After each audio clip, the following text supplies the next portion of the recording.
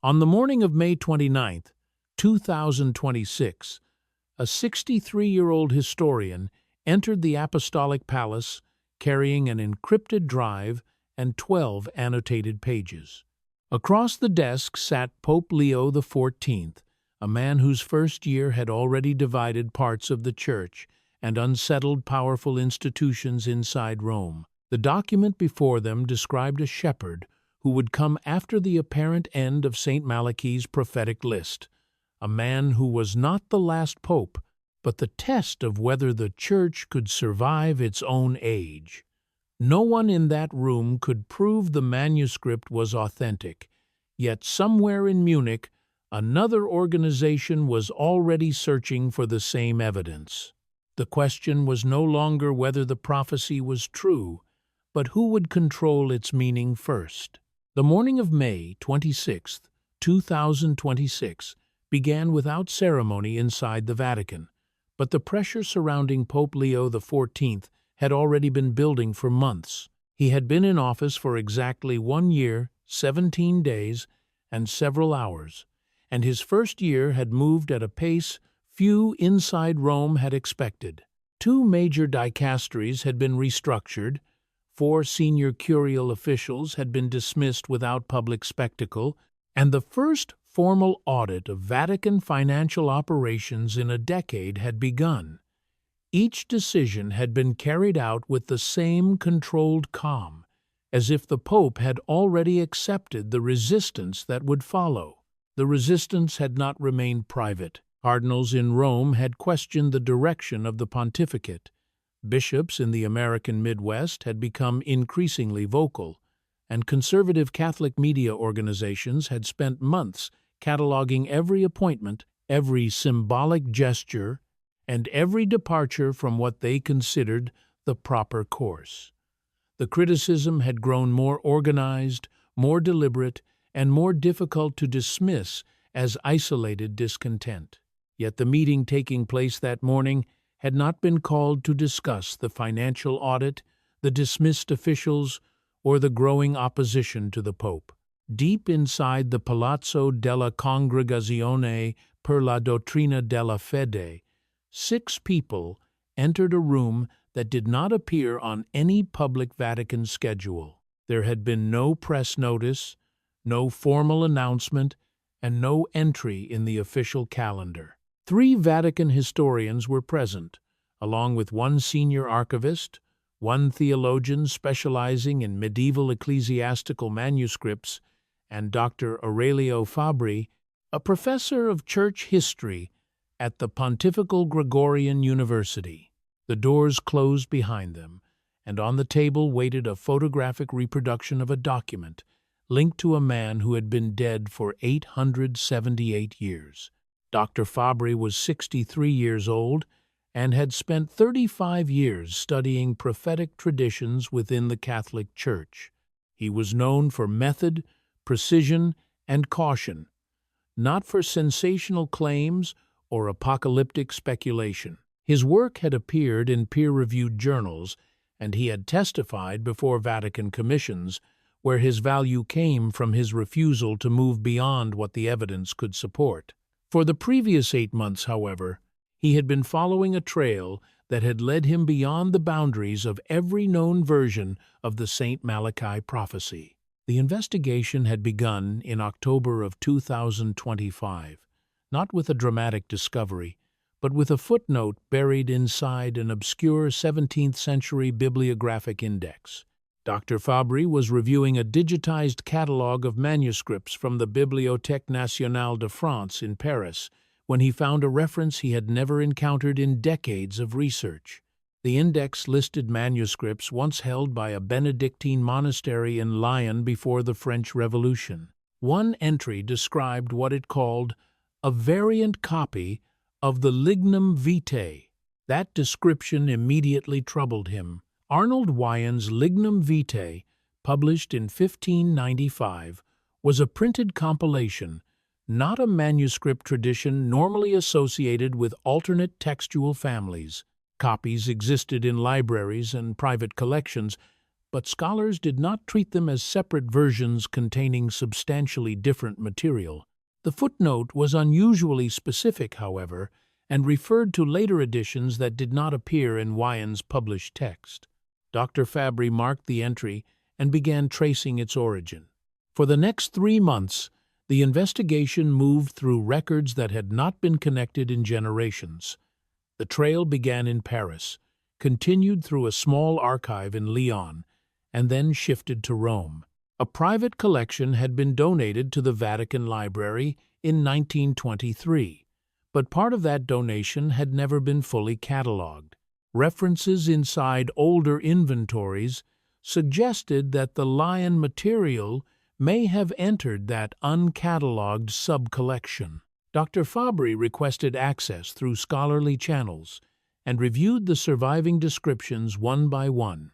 The collection contained devotional texts, monastic correspondence, copied sermons, and fragments whose origins were often uncertain. Most of the material had no apparent connection to St. Malachy or to Arnold Wyon. Then, in January of 2026, he found the item the footnote appeared to describe. The document had not been presented as a major discovery when it entered Vatican custody. It had been stored inside the larger donation, identified only through incomplete notes and placed among material that had never received a full modern examination. Nothing on the surviving catalog entry announced that it contained a different version of the prophecy of the popes. Dr. Fabry recognized its importance only after comparing the text with Wyon's known publication. He did not announce the discovery. He photographed the document at high resolution and began reconstructing its provenance before allowing himself to form any conclusion about its age or meaning. The archivist who helped him reach the uncatalogued material understood that the request carried professional risk because no formal Vatican project had authorized the investigation. By May, the search that had begun with a single footnote had brought 6 specialists into a closed room, where the evidence could no longer be treated as a simple bibliographic anomaly. By the time the 6 specialists gathered on May 26th, the original document had not been placed openly in the room. What lay before them was a high-resolution photographic reproduction, detailed enough to expose the surface of the vellum, the irregularities of the ink, and the movement of the hand that had formed each line. The document measured approximately 14 inches by 10 inches and showed the kind of deterioration expected from material that had survived for centuries. Nothing about its physical appearance offered an immediate reason to dismiss it.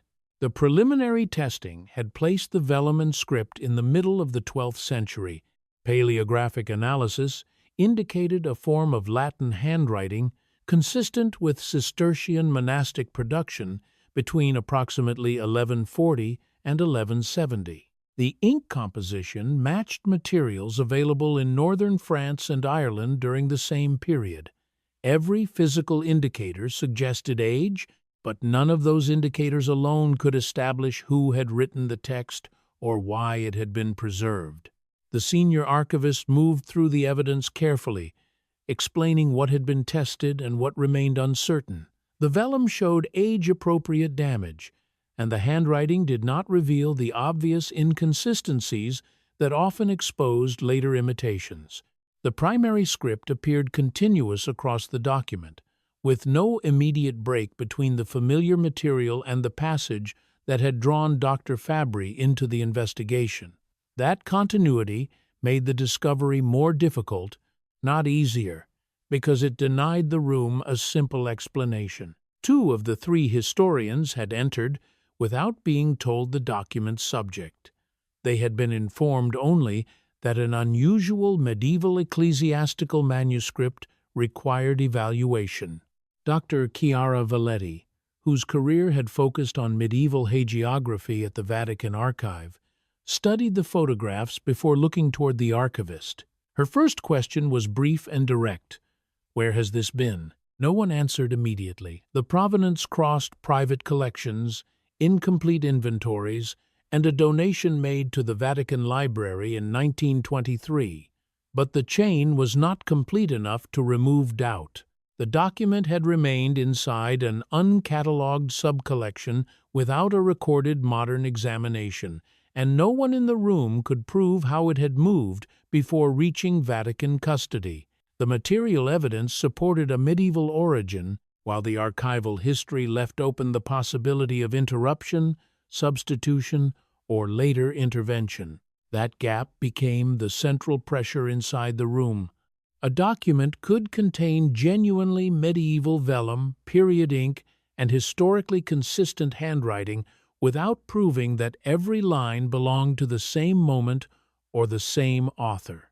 The specialists could describe what the object appeared to be, but they could not yet authenticate the full history of its creation. Then Dr. Fabry directed their attention past the physical surface and toward the final section of the text, where the familiar prophetic sequence should have ended.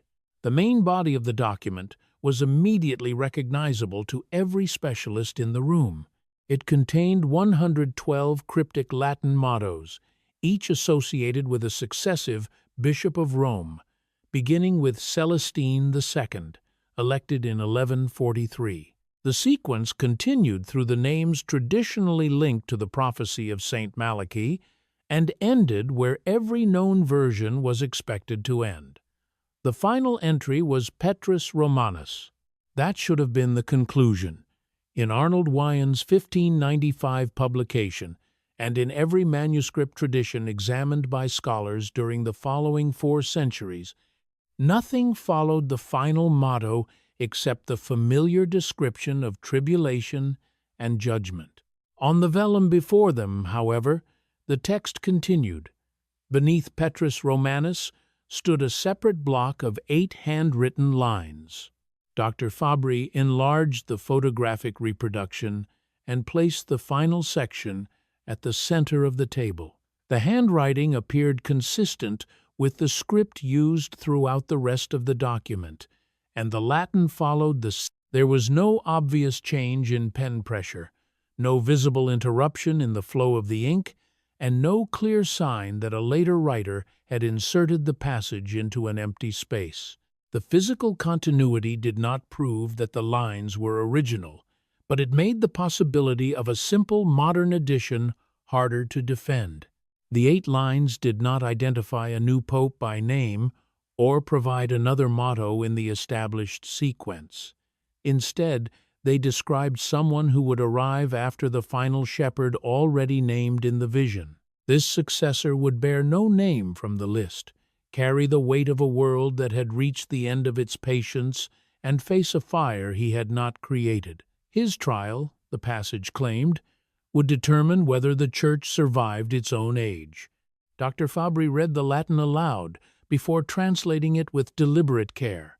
He avoided presenting any phrase as more certain than the grammar allowed, because several words carried meanings that could shift with context. The final distinction, however, was unmistakable. The figure described in the passage was not presented as the last pope. "He is not the last," Dr. Fabry translated. "He is the test." No one moved when the words entered the room, and the silence lasted long enough to become part of the evidence they were trying to understand. Dr. Valetti finally asked when the additional passage had last been examined. Dr. Fabry answered that, as far as he could determine, it had never been examined at all since the collection was sealed into Vatican custody in 1923. The discovery did not establish that Saint Malachy had written the text, that the passage contained supernatural knowledge, or that it referred to Pope Leo XIV. It established only that an unknown 8-line edition existed inside a document whose materials and script appeared consistent with the 12th century. That uncertainty created the real danger, because the passage was precise enough to be politically explosive and ambiguous enough to support competing interpretations. Before anyone could decide what it meant, they first had to confront the history of the prophecy itself. Malachy was not a legendary figure invented to support the prophecy attached to his name. Born in Armagh, Ireland, in 1094, he became Archbishop of Armagh in 1132 and remained one of the most important reformers of the Irish Church. He was closely associated with Bernard of Clairvaux, the most influential churchman of the 12th century. Malachy died at Clairvaux in 1148 in Bernard's arms on the Feast of All Souls. In 1190, Pope Clement III canonized him, making Malachy the first Irish saint to receive that honor formally from Rome. Bernard later wrote his biography and described him as a man possessing exceptional spiritual gifts, including prophecy. Medieval accounts regularly attributed such abilities to holy men, and modern historians do not treat those descriptions as proof that literal predictions occurred. The document attributed to Malachy therefore required a different standard from the devotional testimony written by his friend. The prophecy of the popes did not appear publicly during Malachy's lifetime or in the decades following his death. It surfaced in 1595, more than 4 centuries later, when the Benedictine monk Arnold Wyon included the list in his extensive history of the Benedictine order, the Lignum Vitae. Wyon claimed that Malachy had written the prophecy during a visit to Rome in 1139 and had presented it to Pope Innocent II. According to that account, the manuscript then disappeared into Vatican custody until Wyon found and published it. Historians had questioned that story from the moment the text entered wider circulation. The timing of its publication made it useful to factions attempting to influence church politics near the end of the 16th century. The mottos describing popes elected before 1595 matched known coats of arms, birthplaces, offices, and family names with suspicious precision. To skeptics, the pattern looked less like prophecy and more like a writer using completed history to manufacture predictions after the events had already occurred. The entries associated with popes elected after Wyon's publication created a different problem. Their language became broader, and connecting them to specific pontificates often required symbolic interpretation, selective details, or explanations developed only after a pope had died. The decline in precision appeared to support the theory that the author had known the earlier papal record but could not know the future. From that perspective, the prophecy was an accomplished political forgery produced near the end of the 16th century. Believers and more cautious scholars pointed to correspondences that remained difficult to dismiss completely. The motto De Labore Solis, meaning of the labor of the sun, was connected to Pope John Paul II, who had been born during a solar eclipse on May 18, 1920, and buried during another eclipse on April 8, 2005. Gloria Olivae, the glory of the olive, was associated with Pope Benedict XVI because of his chosen name and the olive symbolism linked to the Benedictine tradition. These connections did not establish supernatural authorship, but they allowed the argument to survive. The final entry created the greatest uncertainty. Petrus Romanus described Peter the Roman shepherding the faithful through many tribulations during the final persecution of the Holy Roman Church. Some interpreters identified Pope Francis with that position and treated his death as the exhaustion of the prophetic sequence. When Pope Leo XIV appeared on the balcony of St. Peter's Basilica in May of 2025, the existence of a pope beyond the apparent final entry reopened every dispute surrounding the list. The newly discovered passage placed additional pressure on both sides of the argument. If the vellum and script genuinely belonged to the 12th century, then the 8 lines could not have been composed by a 16th century writer merely attempting to influence a papal election. If the passage had been added later, the material evidence had not yet revealed where the addition began or when the intervention occurred. The specialists in the room were therefore facing a document that neither belief nor skepticism could explain without further examination. The debate changed after Mwishwe-Shwell-25, when Robert Francis Prevost stepped onto the loggia of St. Peter's Basilica as the 267th Bishop of Rome. If Pope Francis had occupied the final position in the traditional sequence, then Pope Leo XIV stood outside the list entirely. For some interpreters, that was proof that the prophecy had failed. The names had ended, the Church had continued, and no further explanation was required. Others refused to accept that conclusion. They argued that Pope Leo himself could be Petrus Romanus, even if the sequence did not operate in a strictly consecutive manner. The theory required the final motto to function symbolically rather than literally. It also required several obvious difficulties to be pushed aside. Pope Leo bore no name connected to Peter. He had not been born in Rome or anywhere in Italy, and his family identity offered no direct association with the final Latin title. Robert Francis Prevost was an American by birth, partially Spanish in heritage, and shaped by decades of ministry in Peru. Nothing in his public biography provided the clear Roman connection that the final motto appeared to demand. A third interpretation attempted to change the count rather than the identity of the final pope. In a paper published in 2025, the German church historian Dr. Heinrich Heere argued that three figures traditionally treated as antipopes should be removed from the sequence.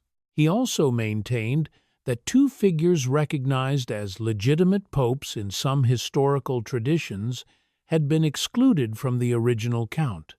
Under that reconstruction, the list had not ended with Pope Francis. Dr. Heere's calculation placed Pope Leo somewhere within the final portion of the sequence, rather than beyond it.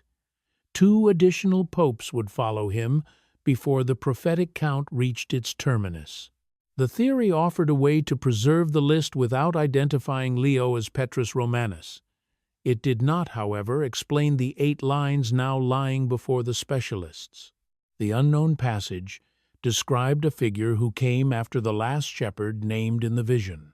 It did not stretch the existing list, recalculate disputed pontificates, or attach a new meaning to Petrus Romanus.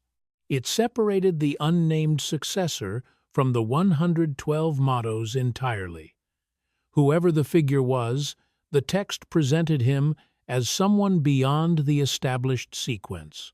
That distinction made Pope Leo impossible to ignore. He was the first pontiff to appear after many interpreters had declared the list complete, and his name carried none of the symbolism demanded by the traditional final motto. The additional passage appeared to describe exactly that kind of anomaly, a pope who did not belong to the names already given. Yet appearance was not identification, and Dr. Fabry refused to cross that line. Nothing in the document named Robert Prevost mentioned Chicago, referred to Peru, or described the political conditions surrounding his election. The phrase about a trial, not of his making, could be applied to many leaders facing inherited institutional crises. The claim that one pontificate would test whether the Church survived its age could also be read as historical observation rather than supernatural prediction. The passage resembled the present, but resemblance was not proof. By the end of the 4-hour meeting, no interpretation had displaced the others. The traditional sequence could have failed, the count could have been misunderstood, or the unknown passage could have been a later intervention designed to extend the prophecy beyond its original ending. Each possibility carried consequences, and none could be resolved from photographs alone. Before the document could be connected responsibly to Pope Leo, the people in the room needed to know who else had seen it. The 6 specialists remained with the photographs for 4 hours, moving between the Latin, the handwriting, and the incomplete provenance. Dr. Emilio Sagnorghi of the University of Bologna finally asked who outside the room had seen the material. Dr. Fabry answered that only 3 people had direct knowledge of the document, the archivist himself, and a paleographer at the University of Strasbourg who had examined the primary script without seeing the additional passage. Sanyorgi understood the consequence immediately. They still had time to study the evidence before anyone else controlled its meaning. By the evening of May 26th, Dr. Fabry had returned to his office at the Pontifical Gregorian University with an encrypted copy of the photographs. He sat in the dark and separated the historical question from the prophetic one. He did not believe that a medieval monk had necessarily foreseen Pope Leo XIV, but he could not ignore the possibility that the 8 lines belonged to the same early document. The urgent question was no longer whether Malachy had seen the future, but who had written the passage, when it had been added, and why. Dr. Fabry opened the file he had maintained on Pope Leo since the conclave of May 2025. Robert Francis Prevost had been born in Chicago on September 14, 1955, later acquired Peruvian citizenship, entered the Augustinian order, and spent decades serving in Peru. He became prefect of the dicastery for bishops in 2023 and was elected pope on May 8, 2025, during the 4th ballot on the 2nd day of the conclave. His first year had already brought financial reform, curial restructuring, senior dismissals, and a clear refusal to manage crises quietly when they required confrontation. The pressure surrounding him extended beyond Rome. Relations with the government of the United States had become strained over immigration, international aid, and climate policy, while conservative Catholic opposition had grown more coordinated across the United States, Poland, and Hungary. Bishops who had remained cautious under Pope Francis had become more vocal, and some Catholic media organizations had moved from criticism toward open denunciation. International instability, economic disruption, and climate-related crises added further weight to a pontificate already carrying internal resistance. The additional passage described a successor who bore no name from the list and would be tried in a fire he had not created. Pope Leo was not Peter the Roman, but he did stand beyond the point where many interpreters believed the prophecy had ended. Dr. Fabry considered what it would mean for the Pope to learn that an apparently medieval document described someone like him as the test of the Church's survival. He closed the file and decided that Pope Leo did not need to know yet. On May 27th, Dr. Fabry arrived at his office at 7:40 in the morning and found a message from the archivist. It contained no names and no direct reference to the manuscript, but its meaning was clear. Someone else had entered the uncatalogued collection during the previous 48 hours. The access request had been filed through official Vatican library channels by a properly credentialed researcher. The name meant nothing to Dr. Fabry, but the institutional affiliation did. The researcher represented a private foundation based in Munich with close ties to several prominent traditionalist Catholic organizations. Dr. Fabry spent the next 2 hours calling people whose judgment he trusted, and by noon he had confirmed that the foundation had been tracking the same collection for at least 6 months.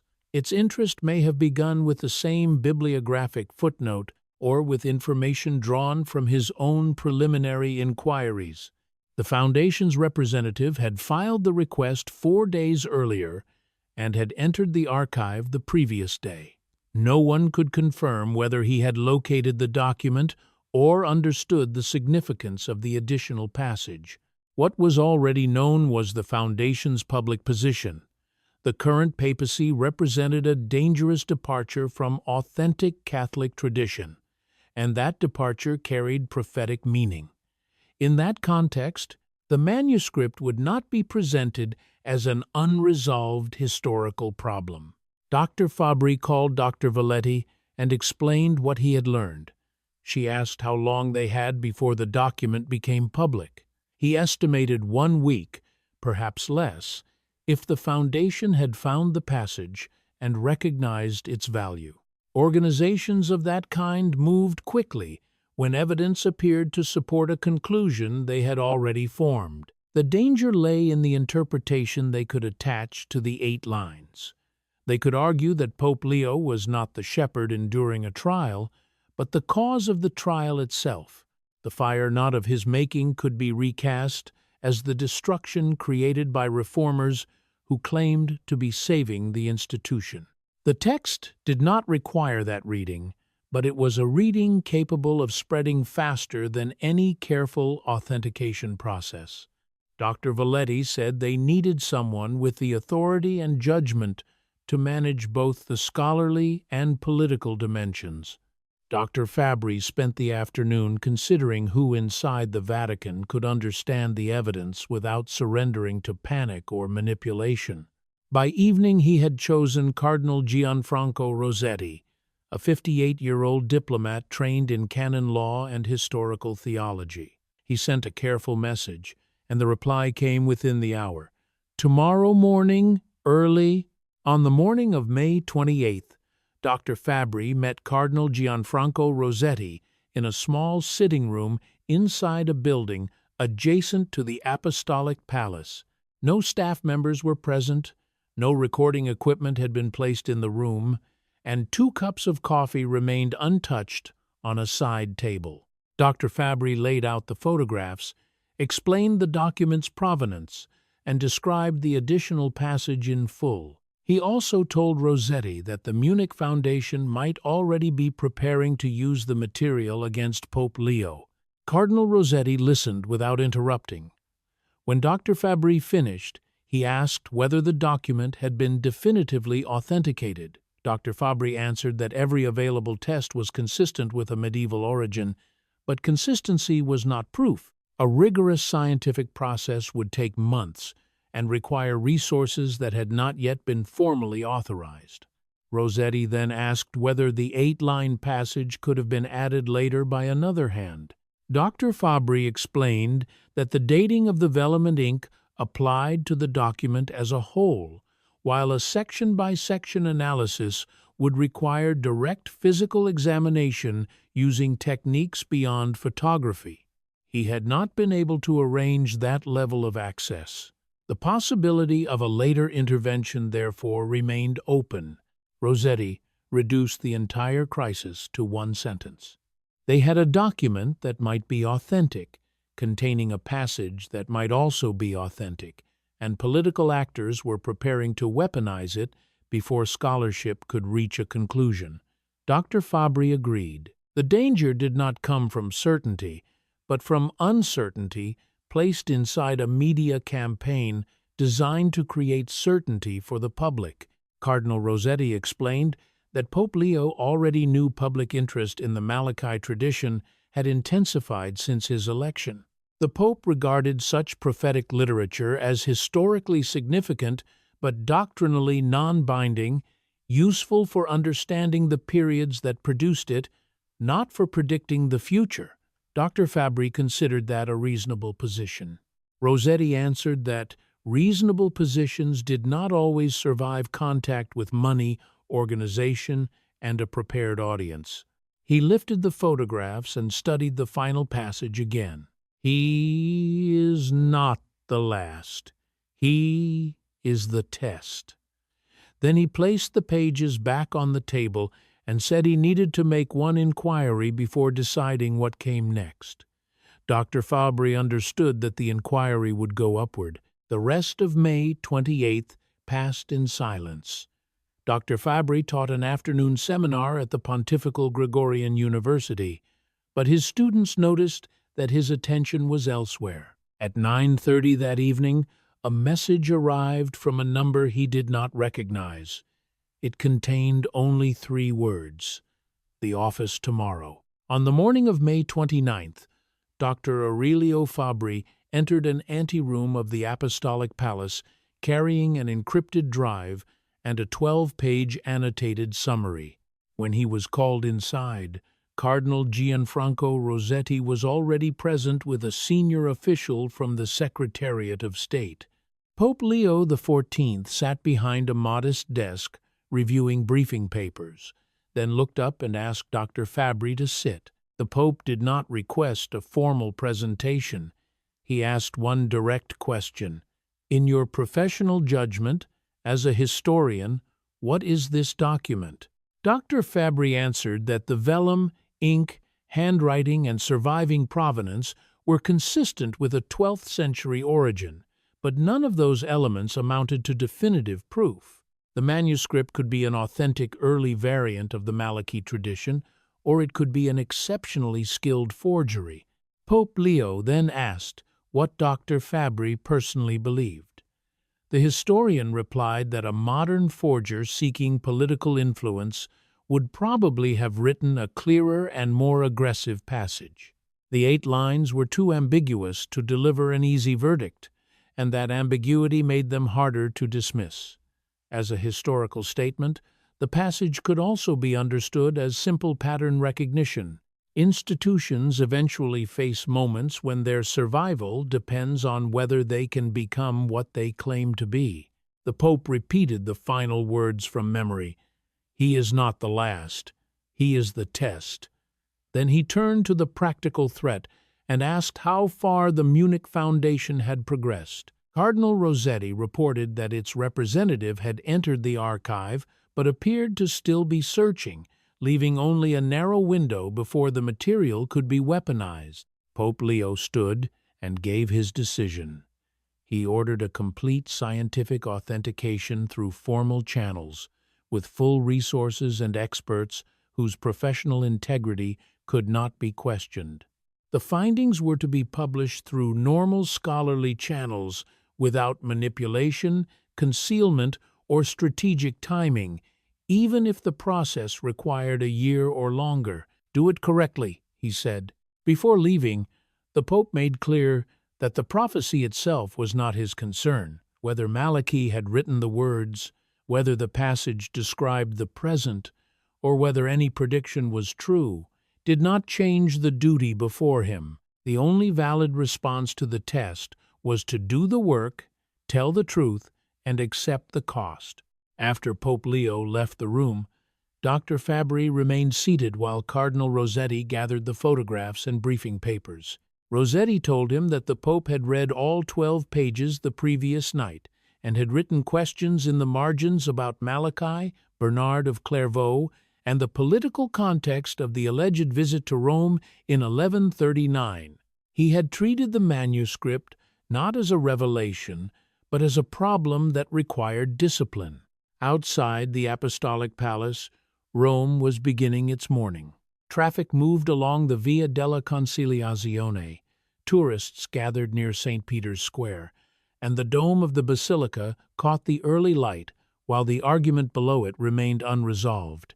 Somewhere in Munich, an organization was still preparing its case. Somewhere inside a Vatican archive, a document waited to be examined properly.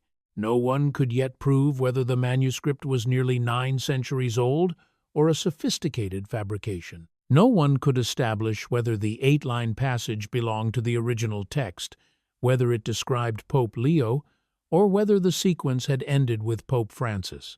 The authentication process could take a year or more, and the political campaign could begin long before the scientific work reached a conclusion.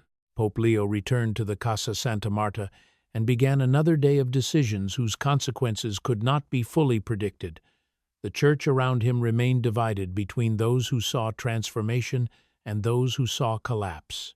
The prophecy offered no answer that could govern the present. It offered only a phrase that would now be measured against what came next. He is not the last. He is the test.